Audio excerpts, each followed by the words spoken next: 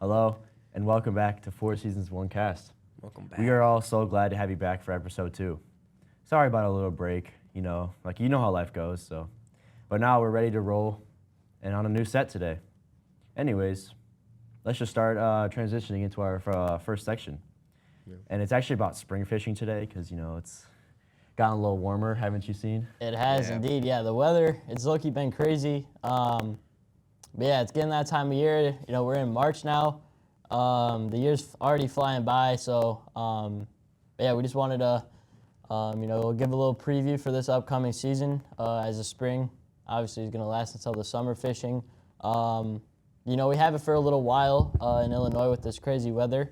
So yeah, it starts now, and you can't even tell when it'll start or when it'll last too. Yeah. But in this kind of general time, so we figured we get this episode out for you guys right now, kind of share our recommendations and what we're going to be doing as well. Yeah. Because, in my opinion, spring fishing is honestly the best season.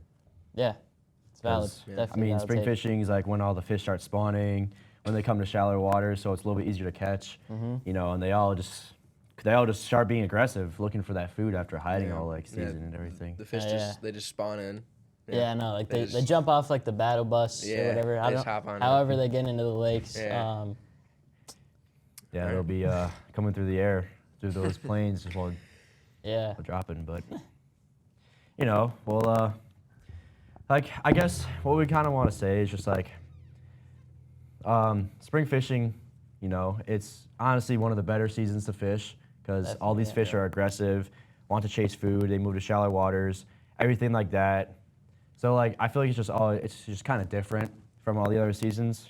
Kind of besides fall though, fall and spring are a little the same, just different temperatures. But Yeah, I feel like in between everything, spring kind of gets like a perfect balance of the active fish and then more like predictable areas. Because winter and summer, fall really anything you kind of gotta know a lot. Not necessarily, but yeah, you gotta know more. Kind of know your spots and have specific baits and stuff that you're using. But now it's kind of just a great time to kind of start off and have fun, just kind of test out new things. They're definitely hungry after a long winter season. Yeah. yeah, you kind of just play your cards basically.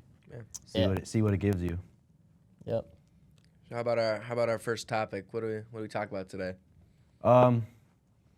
Mostly just that, but then all right. Well, we could just start talking about the different types of fish you'd usually see in the spring. Yeah, definitely. I guess I'll just hop into that for us. So you see a bunch of different types of fish in the spring. I don't know. I think really basically everything's out this time of year. So I guess it just kind of depends where you're fishing at. You got a lot of stuff: pike, bass, crappie. Pike is actually the best for spring. That is what I've heard and seen. Yeah, but I don't know. Around here, once again, our area, Cook County, Illinois, not a lot of pike. They're definitely a harder fish to catch. But then you're gonna have your bluegills, your sunnies, walleyes. Still, around in the spring, in the shallower type of waters. If you want to dive into it a little more deeply there. But the thing about that too is also with the fish, they also like to attack different things and go for different hooks and different baits. So because with pike, bass, and sometimes walleye maybe, very sometimes, but those usually in the spring they'll be very aggressive, looking for that food, looking for easy meals on the shores and down low where it's down by the sandy areas and everything, But then there's other fish, such as crappies or bluegill. Well, bluegill kind of just easy to catch anywhere, but Yeah. but also trout or I don't know, just any other catfish or anything. Those usually just are laid back a little bit because they're just swimming around and not really looking for that aggressive type of food really. So I've actually caught a catfish in is the one by Kiwanis, the Des Plaines River? Is it that one? No, that's Is Salt, it? that's Salt Creek. Salt Creek. Yeah, I've caught a catfish, like a really small one, with Kyle. It's pretty cool. Seems Nice. cool. I actually did the same thing. Really? Up The in, same place? No, Oh. but I've caught a.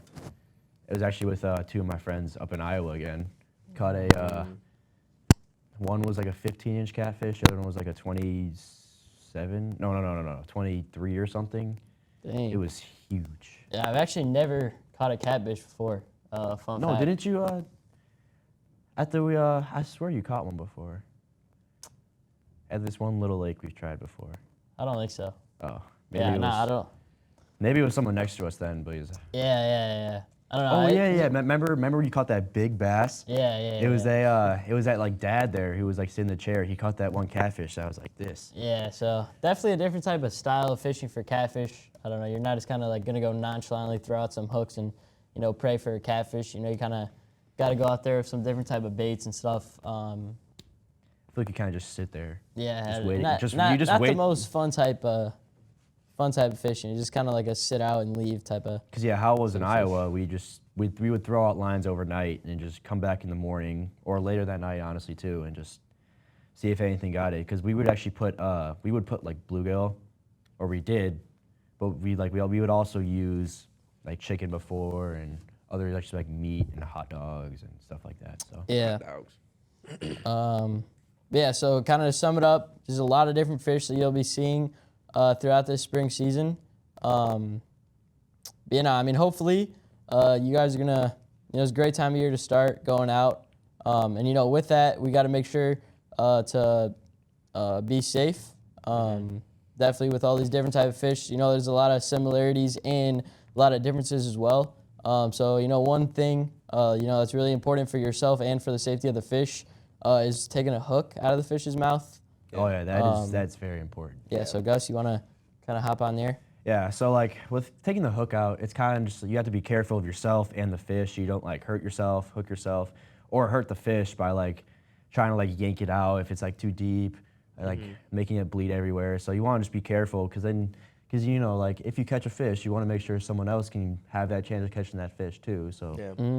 want to Yeah. make sure it's like Or okay for everyone. keep the circle of life moving. Yeah. Exactly. Just don't really just want to kill off an innocent fish, Because yeah, like for no reason, just because you don't really know what you're doing, getting yeah, the hook out. go hooking a fish is Yeah. it's hard to get out, but it's important to try to get it out carefully.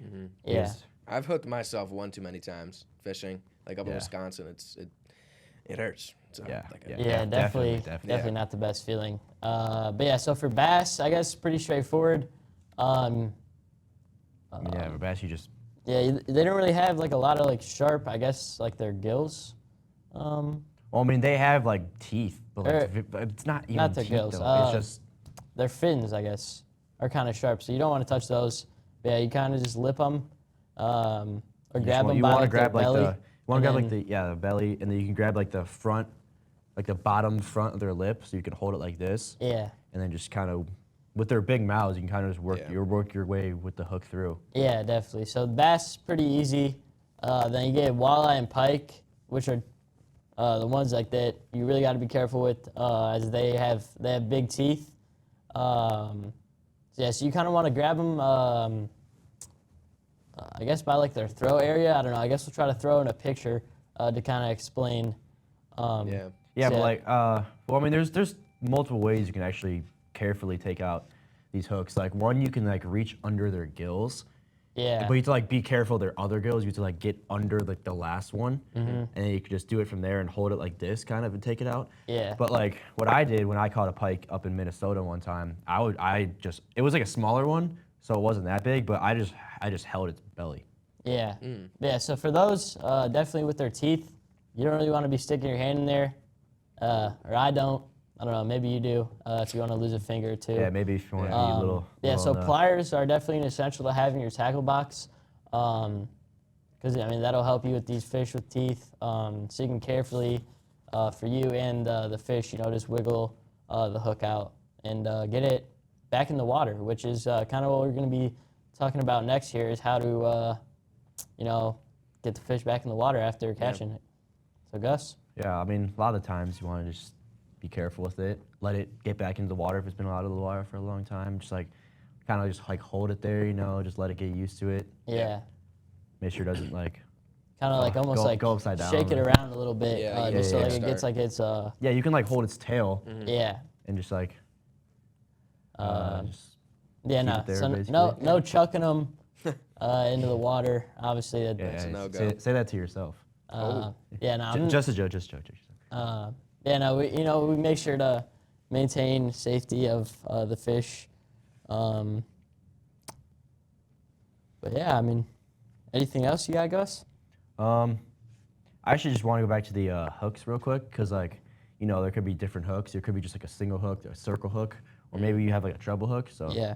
I just want to also make sure you're careful of that with like the different hooks and the different sizes because, you know, treble hook is one of the hardest hooks to get out of a fish's mouth, and it sucks when it's like double hooked or even triple hooked. So, you know, I just want to make sure you get like one hook out at a time. Kind of don't rip it out. Don't like rip the fish's skin up or anything. So.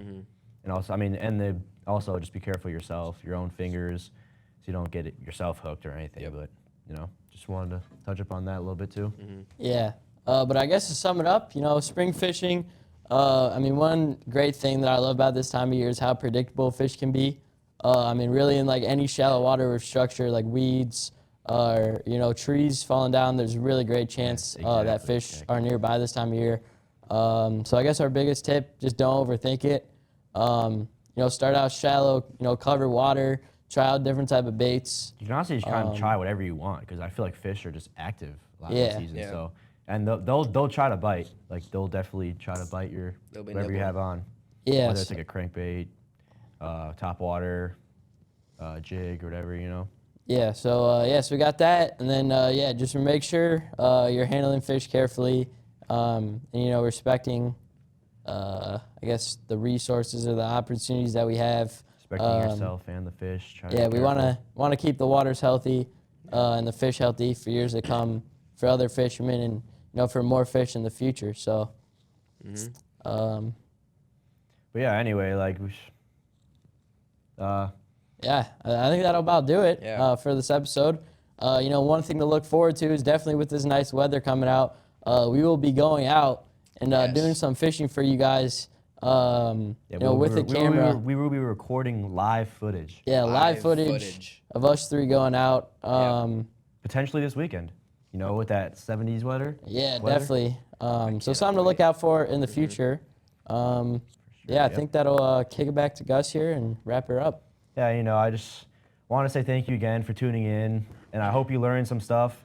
I hope you guys can get out there soon too. Just start having your own experience. Start taking what we sort of know and learning from it, and just trying whatever you like best, because everyone has their own opinion. So, yeah. Yeah. Yep. Don't forget to follow our socials. No capital, 4seasons.1cast on everything: YouTube, Instagram, all that good stuff. Yeah, it's where you see all of our Yep. all of our stuff, all of our episodes. You can see some of our live catchings there. So Yeah, we'll definitely start getting more stuff out there. Yeah, we'll start posting more on so there. yeah. We'll keep you updated on everything. yeah, it definitely won't be as dry as has been. Yeah, but We're sorry about that still. the Yeah. cold weather in Illinois definitely not a time we want to be Definitely fishing. has some So setbacks. Yeah. we're grateful for this warm weather, and we're excited for the season to come. So this has been another episode of 4 Season 1 Cast. Thanks for tuning in. See you next soon. See ya. Or see you next time.